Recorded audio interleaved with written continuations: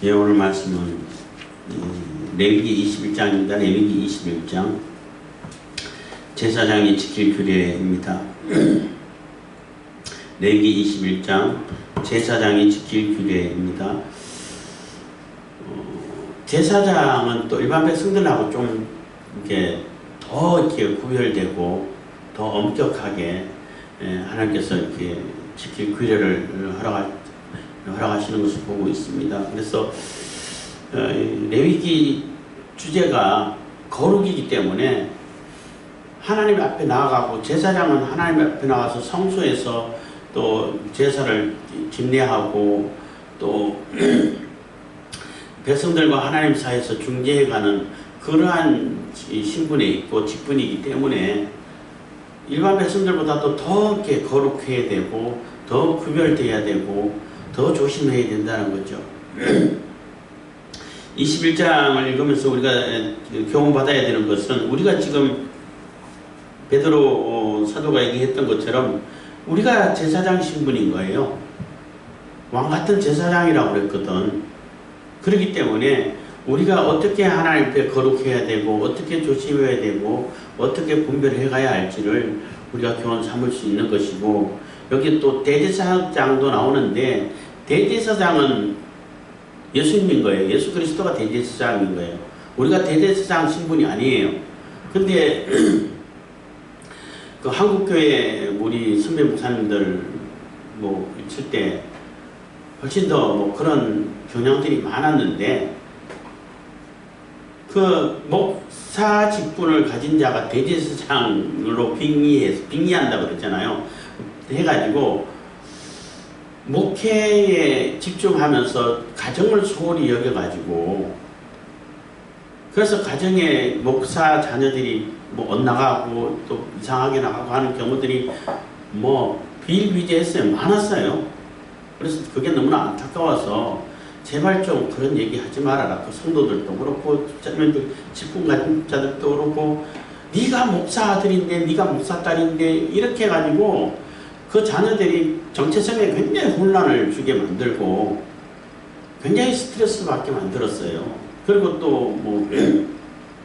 또 종종 들리는 것은 목사님들이 교회 성도들에게는 정말 인자하고 은혜롭고 참 인격적이고 이렇게 존경할 만한 그런 모습을 보였는데, 집에 가서 아내라든지 자녀들에게 그 풀지 못했던 쌓였던 스트레스를 거기 다 풀고 이렇게 해가지고 완전히 이중생활하는 것처럼 보여서 이중생활을 해서 굉장히 비난받고, 그 가족들에게는 막 우리 아빠 같으면 나 하나님 안 믿을 거야 이런 얘기가 나올 정도로 잘못 교육을 시켰다는 거예요. 여기서 제사장에 대한 규례가 나오지만은 제사장들은 시체를 가까이해서 이렇게 부정하게 만들면 안 돼. 일반 백성들이 이제 시체를 처리하고 장례를 처리해야 되겠지만은, 하지만 가족에 한해서는 내가 장례를 치러야지 누가 하겠어요. 괜찮다는 거예요. 물론 이제 부정의 규례를 이렇게 다 절차를 밟아야겠지만은, 그만큼 하나님께서는 가정을 목회에 집중한다고 해갖고 가정을 소홀히 해야 된다고 하는 그런 것은 절대 하나님께서 용납하시지 않고 허락하지 않으시는 거예요. 정말 하나님의 뜻이라면은 오히려 가족들도 다 합의하고 또 오히려 환영하고 같이 뭐 사람들이 볼 때는 고난의 길이고 가시밭길이고 힘들어도 같이 가는데 보람을 느끼고 더 기뻐하고 같이 이렇게 고난을 나누면서 같이 수고를 하면서 같이 그 은혜를 받고 그 은혜 가운데 충만한 삶을 살고 같이 기쁨을 나누고 의미를 나누고 보람을 나누고 이렇게 가야 된다고. 가정이 온전히 회복된 상태라야 올바른 목회가 나오는 거예요. 사실은 목회에 집중한다고 해가지고 성도들에게는 그렇게 친절하고 또 은혜롭고 이렇게 뭐든지 다 존경할 만한 그러한 사람이었는데, 집에 가면 그게 아니야. 그러면은 그거는 뭔가 잘못됐어요. 그건 뭔가 잘못된 거예요. 근데 그러한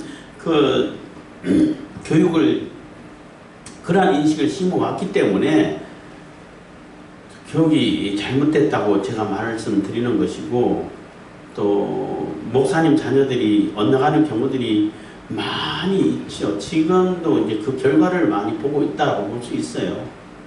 그렇지만 결코 그렇게 해서는 안 돼요.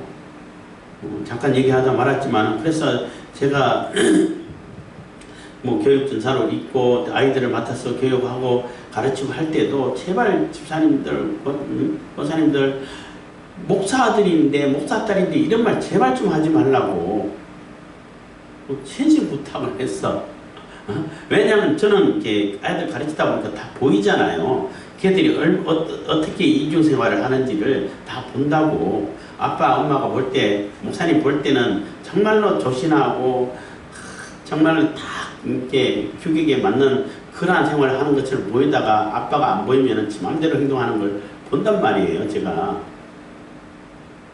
그게 어떻게 올바른 교육이 되겠어요? 그리고 제일 이제 혼란스러운 거는 똑같은 일을 했는데 어떤 때는 목사들이라 해가지고 막 걔를 막 나무라고 날치고 소리치고 억울하게 만들어. 어떤 때는 똑같은 일을 했는데 걔는 목사들이기 때문에 괜찮아. 그러면 그 아이들이 어떻게 판단을 해야 돼? 어떤 때는 특권을 누리고 어떤 때는 완전히 억울함을 뒤집어 써야 되고 정체성의 혼란이 올 수밖에 없지요. 그래서 그런 걸 보고 어느 교회 가서 좀 심한데 그 아이가 아빠가 야단치면은 그냥 너무 놀라서 겁나가지고 오줌을 쌀 정도로 그렇게 이렇게 억압돼 있고 스트레스를 받는데 제가 그렇게 얘기를 하니까 제발 좀 그런 얘기 하지 말고 아빠도 다른 애들하고 똑같이 대해주라고. 애죠. 아빠가 목사지 애가 목사냐고. 그러니까 우리 애는 절대 그럴 리가 없다는 거야. 우리 애만큼 착한 애가 없고 우리 애만큼 자세가 바른 애가 없던데 왜 그런 쓸데없는 소리 하냐고 오히려 핀잔 들었어요. 근데 그렇지 않아요. 아빠가 올 때는 정말로 조신하고 말도 큰 소리 안 내고 이렇게 하다가 아빠가 안 볼 때는 막 신발 신고 어제도 올라가고 강대상에 절대 그런 사람은 절대 강대상은 일반 사람도 못 오게 올라가잖아요. 신발 신고 올라가지고 막 뒤집고 아빠 보면 얼른 이제 제자리 해놓고 도망가고 이렇게 하는데 그런 걸 내가 다 봤단 말이야. 얼마나 스트레스 쌓였으면 그렇겠어요. 제발 그러지 말라고 해도 안 믿더라고. 뭐 하여튼 그 얘기는 그만하고. 그래서 제사장이 지킬 규례를 쭉 얘기해 주는데 일반 백성들보다는 훨씬 더 이렇게 구별된 삶을 살아야 된다는 것입니다. 21장 1절입니다. 여호와께서 모세에게 이르시되 여호와께서 모세에게 이르시되 이 문구가 나오면 뭔가가 이렇게 주제가 새로 시작되고 단락이 새로 시작된다고 보시면 되는 겁니다. 어쨌든 아론의 자손 제사장들에게 고하여 이르라. 백성 중에 죽은 자로 인하여 스스로 더럽히지 말려니와. 그래서 죽은 자로 인해서 스스로 더럽히지 말라는 얘기는 시체를 가까이 하지 말라는 거잖아요. 죽음이라는 거는 죄의 결과로 나오는 거예요. 죄가 없었으면 죽음 자체가 없었죠. 그렇기 때문에 하나님은 생명이신데 우리는 하나님께 가까이 가고 생명으로 나아가야 되고 생명을 전하여야 하는 사람들인데 자꾸 이렇게 죽음을 가까이 되고 죄의 결과가 되는 죄와 관계된 그런 것을 가까이 하게 되면 부정할 수밖에 없잖아요. 그래서 가까이 하지 말라는 겁니다. 그래서 이것도 하나의 상징이라고 볼 수 있어요. 그래서 제사장은 생명을 이렇게 증거하고 생명을 전하는 자들의 직분인 것이지 죽음을 관리하는 직분은 아니라는 겁니다.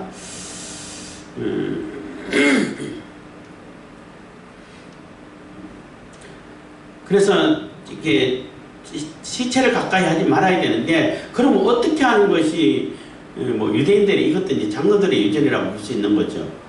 그럼 시체 가까이 어느 정도 가까이 하는 것이 가까이 하는 것일까? 그 고민되잖아요.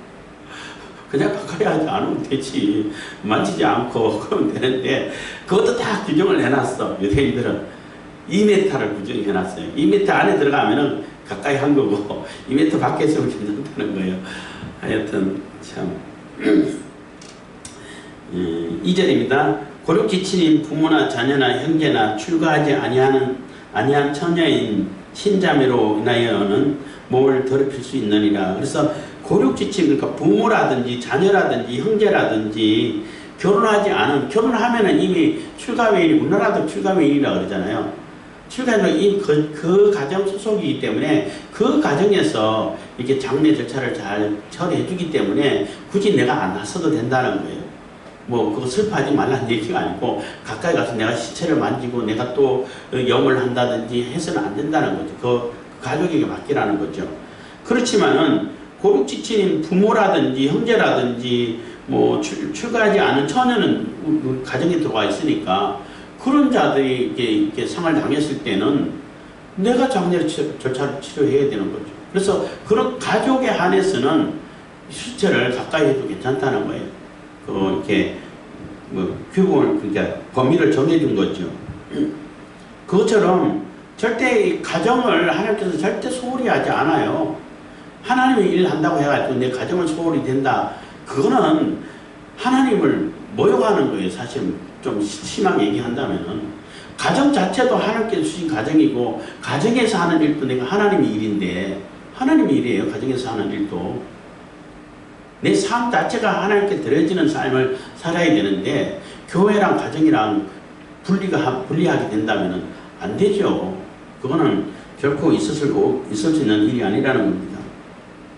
그래서 이렇게 정해주는 것은 4절입니다. 제사장은 백성의 어른인즉 스스로 더럽혀 욕되게 하지 말지니라. 그래서 백성의 어른이라는 얘기는 본을 보여야 한다는 한 신분이라는 얘기예요. 그 직분을 가진 자는 백성들이 다 보고 있고 백성들이 교훈을 삼아서 어떻게 거룩으로 나가야 할지 보고 제사장들이 하는 걸 보고 배운다는 거예요. 그게 이제 백성들이 어른이라는 뜻인데 보고 배우는데 보는 것이 지금 예배 드릴 때 생활이나 일상 생활, 이렇게 예배 끝나고 교회당 바깥에서 생활하는 것이랑 똑같아야 되지. 똑같이 거룩해. 삶의 거룩이 계속 이어지고 연속적으로 이어져 가야지. 그러지 않고 예배 집례할 때만 거룩하고 나머지는 지 마음대로야. 정말 사람들이 해서는 안 될 그런 짓을 하고 있어. 그러면은 그거는 올바른 일이 아닌 거죠. 그거는 교회를 이용해가지고 자기 욕심을 챙기는 것밖에 안 되는 거예요. 그렇기 때문에 그런 모습을 보이게 되면은 일반 성도들도 믿지 않는 사람들도 똑같이 그것을 보고 행동한다고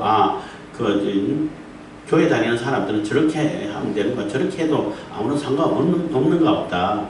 예배당 안에서는 아주 거룩하고 조신하게 가만히 있다가 예배당을 벗어나면은 뭐 지 마음대로 행동해도 아무렇지 않구나. 지 마음대로 뭐 악을 행하고 죄를 범하고 뭐 세상 사람들이 미워하는 세상 사람들마저도 안 하는 그런 짓을 해놓고 교회 들어가지고 회개합니다 하면 다 되는구나. 이렇게 여겨버린다는 얘기예요. 그러면 안 되죠, 당연히. 그렇기 때문에 제사장 신분인 제사장들은 이 백성들, 이스라엘 백성들이 보기에 보고 배워야 되기 때문에 더 거룩해야 된다는 거예요. 그래서 더 조심하고 더 철저하게 거룩으로 나가야 된다는 겁니다. 5절입니다. 제사장들은 머리털을 깎아 대머리 같게 하지 말며 그 수염 양편을 깎지 말며 살을 베지 말고. 이 얘기는 뭐 요즘 우리 면도 다 하고 뭐 구렛나루 다 깎고 뭐 이발 다 하잖아요. 그런 얘기가 아니에요. 그런 얘기가 아니고 제사장들은 머리털을 깎아 대머리 같게 하지 말며 한 얘기는 이방 우상을 숭배하는 사람들이 그런 습성이 있는 거예요. 그런 관습이 있어요. 뭐 상을 당했을 때는 어떻게 하고 또 우상에 나갈 때는 뭐 머리를 어떻게 깎고 또 이러잖아요. 또 그 민족적인 특성이 있어가지고 뭐 영화나 뭐 드라마 같은데 볼 때면은 천국 사람들 뭐 변발한다 해가지고 다른 데 다 깎고 이거 머리 한 군데만 따가지고 이런 모습도 있잖아요. 그런 것처럼 그렇다는 그게 잘못됐다는 얘기 아니고 그런 것처럼 우상 숭배하는 사람들이 상을 당했을 때에 슬픔을 표현하기 위해 가지고 하는 그러한 이상한 행동이 있어요. 그런 걸 따라하지 말라는 거예요. 그런 것의 대표적인 것이 뭐 머리털을 이상하게 깎아가지고 대물같이 하고 수염을 밀어가지고 그냥 또 좀 이상하게 또 만들고 심지어는 살을 베가지고 자해 행동까지 하고 이런 거 있는데 절대 그런 거 따라하지 말라는 거예요. 그냥 하나님께서 주신 몸은 하나님께 드려지고 하나님께서 빛의 도구로 써야 하는 그러한 몸이기 때문에 잘 보존하고 잘 간수하고 잘 관리하라는 거죠. 하나님께 드려져야 되는 것인데 그 우상 숭배하는 사람들처럼 그렇게 지 맘대로 그냥 해롭게 하고 또 그 사람 우상 숭배하는 사람들하고 똑같이 모양을 만들고 그러면 안 된다는 거죠. 특히 제사장은 더더욱 그래서는 안 된다는 겁니다. 6절입니다. 그 하나님께 대하여 거룩하고 그 하나님의 이름을 욕되게 하지 말 것이며 그들은 여호와의 화제 곧 그 하나님의 식물을 드리는 자인즉 거룩할 것이라. 그래서 하나님께 대하여 거룩하고 그 하나님의 이름을 욕되게 하지 말 것이며 한 얘기는 그렇게 이방 사람들 따라하고 우상 숭배하는 사람들을 따라하는 것은 하나님을 욕되게 하는 거라는 거예요. 뭐 제가 자주 얘기하는 겁니다만은 경건을 이익의 재료로 삼는 사람들을 그것도 일반 뭐 다른 종교를 섬기는 사람들도 그렇고 종교를 이용해 가지고 정치 권력을 행사하고 사람들을 통제하려고 하는 것은 뭐 거의 다잖아요. 그거 따라하는 거예요. 그거 그렇게 하면은 경건을 이익의 재료로 삼는 사람은 하나님을 욕되게 하는 거예요. 하나님을 모욕하는 거예요. 하나님을 진노하게 만드는 거예요. 결코 그렇게 해서는 안 된다는 것입니다. 그래서 욕되게 하지 말 것이며 그들은 여호와의 화제 곧 그 하나님의 식물을 드리는 자인즉 하나님 앞에 나와서 하나님께 제사를 주관하는 그러한 자들이기 때문에 더더욱 거룩해야 된다는 거예요. 7절입니다. 그들은 기생이나 부정한 여인을 취하지 말 것이며 이혼당한 여인을 취하지 말지니 이는 그가 여호와께 거룩함이니라. 그래서 결혼도 아무하고 함부로 해서는 안 돼. 기생이나 부정한 여인이라는 얘기는 물론 뭐 육체적으로도 뭐 그런 사람일 수 있지만 사람이겠지만은 더더욱 이렇게 개념적으로 정신적으로 관념적으로 그런 사고방식을 가진 자는 결코 가까이 하지 말라는 거예요. 뭐 자유분방한데 뭐 내가 이렇게 한들 뭔 소용이야. 내 몸은 내 건데 이렇게 해가지고 너무나 이렇게 자기 스스로 자유분방하다고 해가지고 그렇게 난잡하게 뭐 생각하고 아무렇지도 않게 생각하는 그런 사람들하고는 가까이 하지 말라는 절대 결혼하지 말라는 거예요. 심지어는 이혼당한 사람들도 제사장은 결혼하지 말라는 거예요. 왜냐하면 이게 혼합되고 너무나 그런 데 쉽게 빠질 수 있기 때문에 그런 관념에 빠질 수 있기 때문에 특히 요즘은 더더욱 심하죠. 뭐 그렇기 때문에 그런 것까지도 잘 분별하고 구별해야 되고 그 얘기는 거룩이라는 것은 청결과 순결이 전제되어 있어요. 순결하지 않고 청결하지 않은데 거룩할 수가 없어요. 순결하고 청결한 그 자체가 거룩은 아니야. 거룩으로 나아가는 이렇게 첫 단추라고 볼 수 있는 거죠. 그래서 거룩하기 위해서는 반드시 순결하고 청결해야 되는 거예요. 그래서 제사장은 더더욱 그렇게 하라는 것입니다. 물론 일반 백성들은 뭐 이혼한 여인하고 재혼도 할 수 있게 이혼 정수를 써주라고 그러고 했습니다만은 이게 제사장은 본을 보여야 되잖아. 본을 보여야 되기 때문에 그런 사람들까지도 이렇게 규제를 가하는 그러한 모습을 보는 것입니다. 8절입니다. 너는 그를 거룩하게 하라. 그는 네 하나님의 식물을 드림이니라. 너는 그를 거룩히 여기라. 나 여호와 너희를 거룩하게 하는 자는 거룩함이니라. 그래서 거룩이라는 말이 뭐 여러 번 나오죠. 거룩해야 되고 하나님이 거룩하시기 때문에 우리도 거룩해야 되고 거룩을 가르쳐야 되고 거룩의 모습을 보여줘야 되기 때문에 더 이렇게 까다롭게 엄격하게 규제를 가한다는 거예요. 그래서 제사장이기 때문에 이게 해서는 일반 백성들이 할 수 있는 일도 해서는 안 되는 일이 생긴다는 거죠. 그래서 더욱더 사람들에게 거룩을 가르쳐야 되고 거룩한 하나님의 식물을 이게 취급을 해야 되고 거룩한 모습으로 하나님께 나가야 하는 그러한 신분이기 때문에 그런 신분이고 직분이기 때문에 이렇게 더 이렇게 엄격하게 규제를 가하고 있는 것입니다. 아무 제사장의 딸이든지 행음하여 스스로 더럽히면 그 아비를 욕되게 하매니 그를 불살을지니라. 좀 무섭죠. 그래서 그 제사장의 자녀인데 딸인데 자유로운 성을 찾아서 험한 그 남자를 다 찾아가지고 그렇게 남자방에 다니면은 차라리 화형시키라는 거예요. 제거를 태워서 제거를 해버리라는 거예요. 하나님의 거룩을 욕되게 하고 그 제사장을 욕되게 했기 때문에 그만큼 거룩을 강조하고 있는 겁니다. 그래서 자녀에게 정말로 거룩한 모습을 보여주고 거룩이 뭔지를 잘 가르쳐야 된다는 얘기도 되죠. 그렇게 그러한 모습, 그런 생각을 못하게, 그런 생각이 옳지 않다는 것을 보여줘야 되는 거죠. 그런데 예배당에서는 거룩한데 집에 가가지고는 막 폭군으로 변하고 함부로 말하고 함부로 그냥 행동을 하고 그래서 아내나 자녀가 우리 아빠 같은 경우는 하나님 안 믿어 이런 얘기가 나오게 된다면은 스스로 자기 딸을 자기 가족들을 이렇게 온 사방 행음하게 돌아다니도록 만드는 그런 결과를 가져오는 거예요. 그렇게 해서는 안 되죠. 그건 정말로 잘못된 것이고 하나님 앞에 책망뿐만 아니라 심판받아야 할 일이 되는 거예요. 그래서 교회에서 목회는 성공했다고 사람들에게 칭찬을 받는 경우는 많이 있는데 그러면서도 가정을 완전히 파탄시키고 가정을 소홀히 해가지고 자녀들이 엉뚱한 그러한 방향으로 나가고 하는 그러한 경우들은 결코 그 사람은 목회를 잘했다고 볼 수가 없어요. 성공했다고 볼 수 없어요. 사람이 성도가 많으냐 적으냐 이게 문제가 아니야. 똑같이 거룩한 모습을 보여주고 실천하고 그래서 그 거룩을 우리 모든 그 후손에게도 자녀들에게도 가르쳐야 된다는 거야. 아 저렇게 저런 모습이 하나님께서 기뻐하시는 모습이구나. 나도 저런 모습을 따라가야지 하고 스스로 따라올 수 있도록 이렇게 가르쳐야 되고 교육을 해야 된다는 것입니다.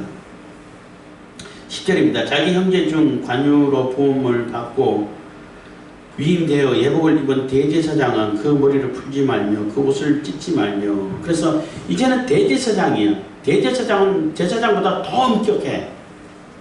왜냐하면은 그 제사장은 여럿이잖아요. 내가 가족의 상을 당해가지고 그 장례 할 수 있다 했으니까 하는 동안 내 말고 다른 사람이 대처할 수가 있어요. 그렇잖아요. 근데 대제사장은 한 사람밖에 없어.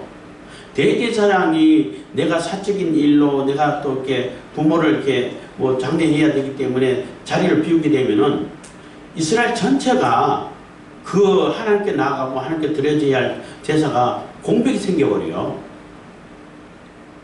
그렇기 때문에 대제사장은 더더욱 엄격하게 교제를 가하고 있는데 자기 형제 중 관유로 받고 위임되어서 예복을 입었다는 얘기는 대제사장에서 이렇게 그 제사를 이렇게 집행하고 있는 거잖아요. 성전 안에서 성소 안에서 지금 제사를 진행하고 있는 상태에 있는 거예요. 그런 상태에서 대제사장 그 머리를 풀지 말며 그래서 그런 내가 제사를 집례하고 있는데 대제사장이에요. 집례하고 있는데 상을 이제 당했다는 소리를 들어서 그래서 슬프다고 머리 푼다는 얘기는 슬프다는 표현이거든요. 그렇게 하지 말라는 거예요. 너는 지금 집례를 해야 되기 때문에 집례를 해가는데 그것을 흐트리지 말라는 거예요. 제사장은 딴 사람에게 제사장 많으니까 대제사장 해놓고 갈 수는 있지만 대제사장은 안 된다는 거예요. 왜냐하면 대제사장은 대체할 사람이 없잖아. 혼자밖에 없잖아. 그래서 대제사장은 결코 그래서는 안 된다는 거죠. 물론 이렇게 예복을 입지 않고 간절히 일반 이렇게 집에 있을 때 상을 당했다 하면은 슬픔 표시할 수는 있겠죠.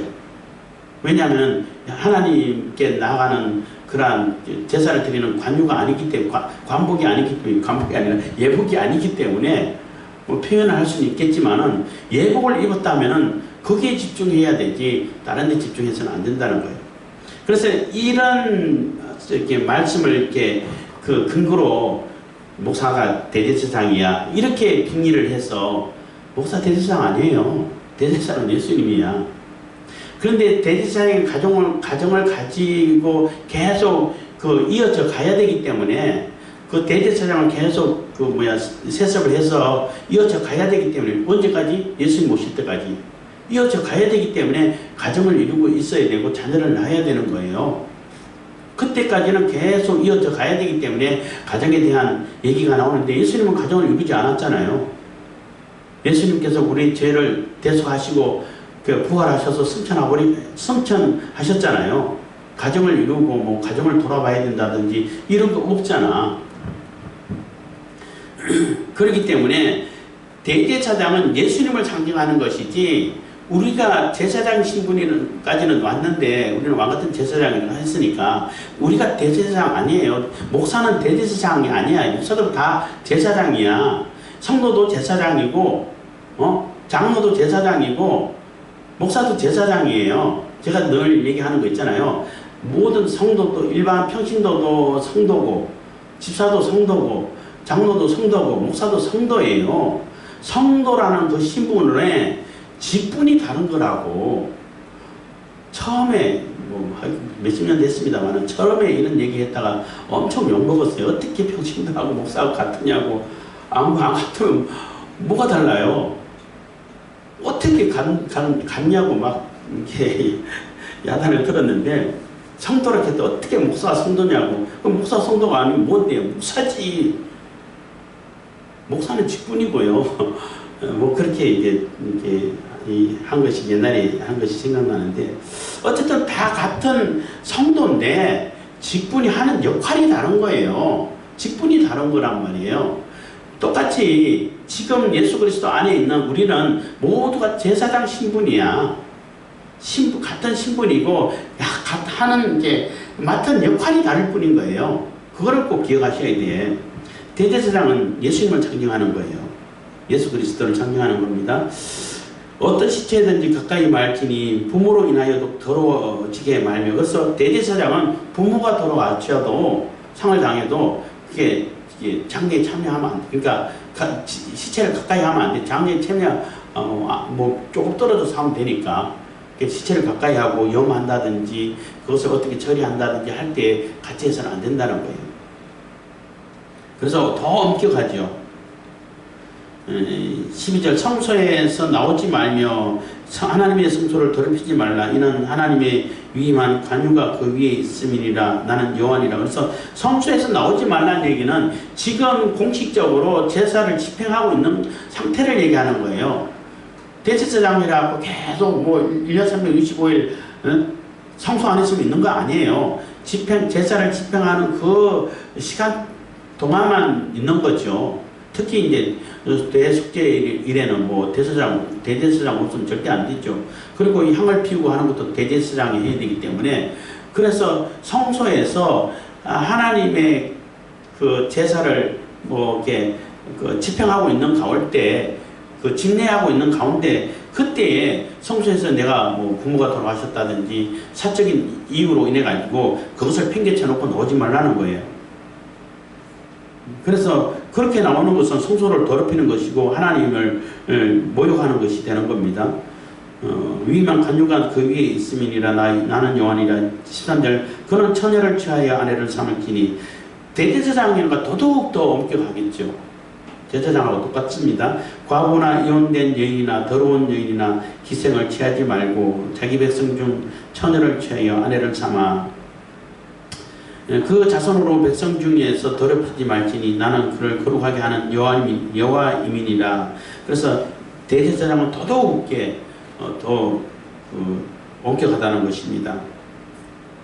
16절입니다. 여호와께서 모세에게 일러 가라사대 아론에게 고하여 이르라. 무릇 너의 대대 자손 중 육체에 흠이 있는 자는 그 하나님의 식물을 드리려고 가까이 오지 못할 것이라. 무릇 흠이 있는 자는 가까이 못할지니 곧 소경이나 질뚝발이나 코가 불완전한 자나 지체가 더한 자나 발 부러진 자나 손 부러진 자나 곱사등이나 난장이나 눈에 백반이 있는 자나 괴혈병이나 버짐이 있는 자나 불알 청한 자는 제사장 아론의 자손 중에 흠이 있는 자는 나와 여호와의 화제를 드리지 못할지니 그는 흠이 있은즉 나와 하나님의 식물을 드리지 못하느니라 해서 이게 장애인을 얘기하는 거죠. 장애인은 제사를 진리하지 말라는 거예요. 물론 이게 한편으로는 배려일 수도 있는데 굉장히 이것도 큰 상징인 거예요. 아까 말씀드렸습니다만은 이 성전, 성막도 마찬가지인데 성전은 예수 그리스도의 몸을 상징하는 것이기, 예수 그리스도를 상징하는 것이기도 하지만은 천국을 상징해요. 천국을 상징하기 때문에 천국은 불완전하지가 않아. 온전한 거예요. 완전한 거예요. 완전한 세계를 이렇게 상징으로 보여주고 있는 거거든요. 그러면 뭐 장애인들은 천국 못 들어가나? 아니, 천국에 들어갈 수 있어요. 들어가는데 어떻게 들어가냐면은 완전하게 치료해서 들려보내요. 그래서 예수님께서 오셔가지고 병든 자들, 불완전한 자들, 또 이렇게 장애인들을 다 고쳐주셨잖아. 눈먼 자는 눈 뜨게 해주시고, 귀먼 자는 귀를 열어주시고, 뭐 걷지 못한 사람은 걷게 만들어주시고, 뭐 혈기 바른 자는 다 고쳐주시잖아요. 그래서 장애인이라 할지라도 천국에 들어가면은 다 정상적으로 온전한 모습으로 들어가는 거예요. 장애인 모습 그대로 가져가는 것이 아니라 내 모습 이대로 받아옵소서 하는 얘기는 이 땅에 있을 때 얘기고, 우리가 천국에 들어가면 다 온전해져요. 완전해지게 되는 거예요.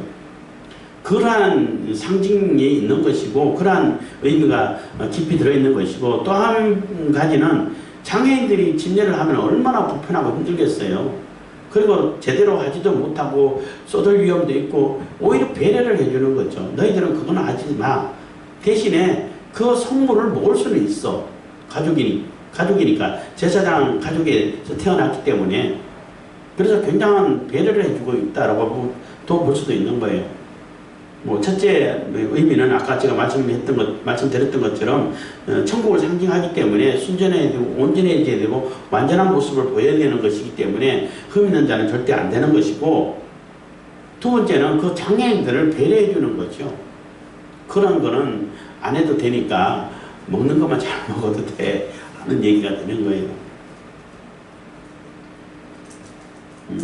22절, 그는 하나님의 식물의 지성물이든지 성물이든지 먹을 것이나. 그래서 똑같이 이게 먹고 섭취하고 그 신분에는 차등을 두지 않는다는 거예요. 장애를 가졌다 할지라도.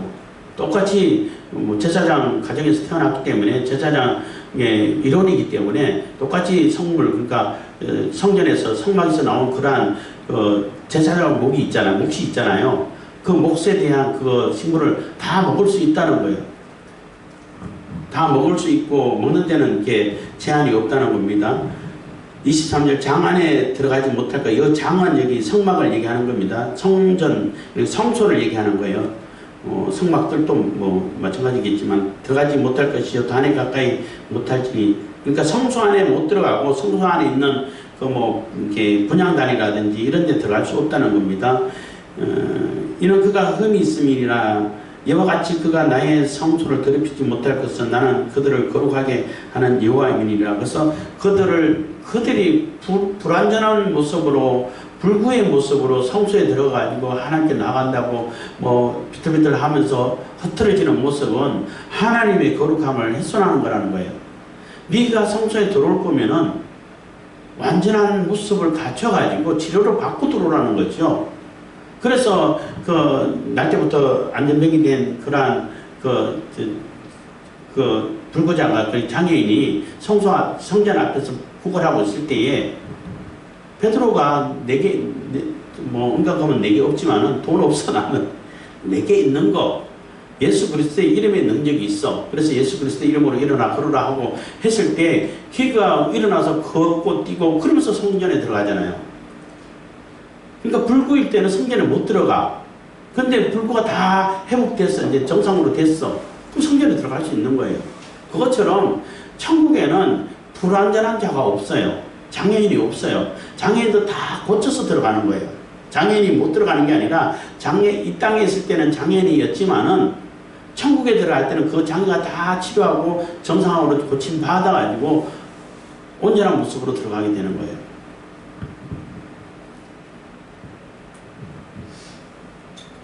24절 모세가 이대로 아론과 그 아들들과 온 이스라엘 자손에게 고하였더라. 그래서 이스라엘 자손에게 다 고해서 천국의 모습이 어떠한 것인지, 하나님께 가까이 나아가는 것이 어떤 모습인지, 하나님께 거룩해야 하는 자들은 어떻게 거룩해야 되는지를 세세하게 가르치고 있어요.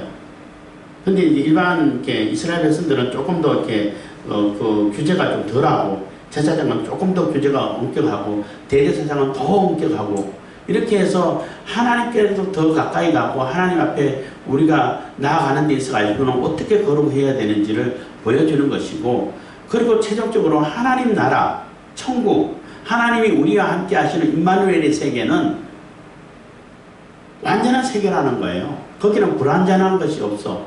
불구가 없어. 장애인이 없어. 장애라도 다 고침받아가지고 다 들어가게 되는 것이지, 장애 있는 상태로 천국에 보내면은 얼마나 불편하겠어요. 그 사람들은 아니 여기까지 와가지고 이런 모습이면은 너무나 속상할 거 아니에요.